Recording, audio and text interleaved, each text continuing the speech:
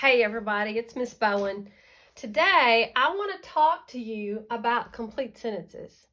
I want to make sure that we understand what it takes to be a complete sentence and how it's not going to be a fragment for you. Okay? So this is for every grade level in Babel, and I just want to make sure that we get this really good and clear right off the bat. So take a look here. Today we're going to learn about complete sentences. To be successful, you've got to identify there are 5 parts to a sentence for it to be complete.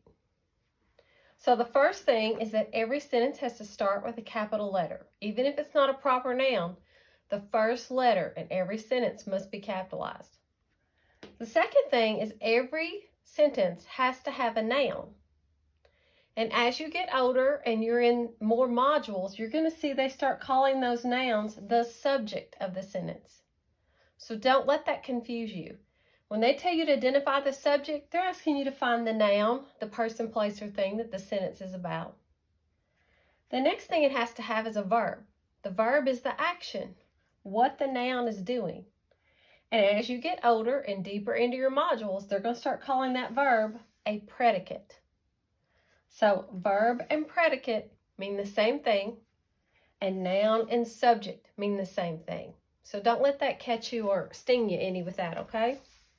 It's also got to make sense. It's got to make sense with every word. You don't want a nonsense sentence that nobody can understand. And it's got to have end punctuation. So at the end of it, you're either going to have a period, an exclamation mark, or a question mark. Let's take a look at some sample sentences.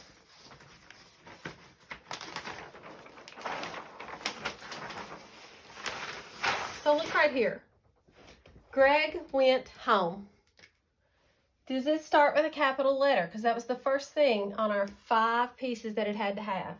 There's no capital letter here. This is somebody's name. It's a proper noun, but it's also the first word in the sentence.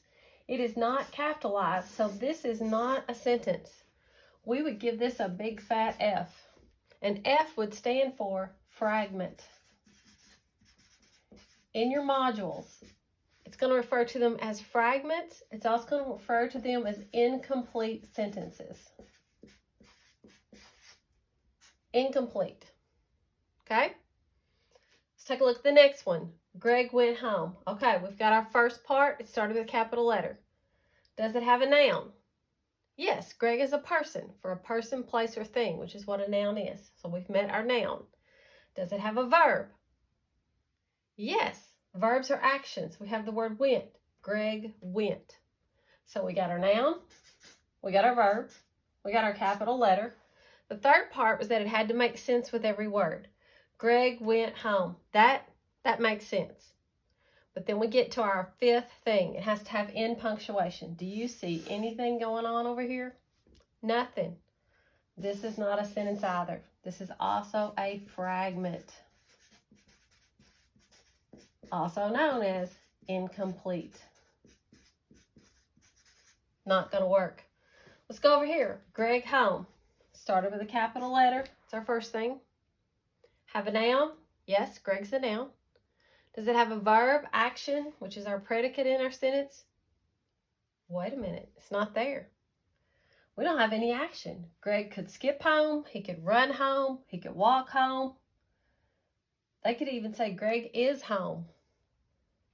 There's no verb there. A verb is missing. Without a verb, this is not a complete sentence. It also doesn't make sense. Greg home? That doesn't make sense.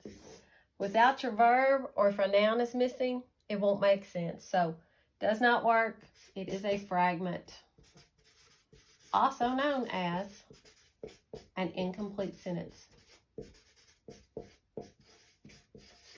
Let's take a look at this last one.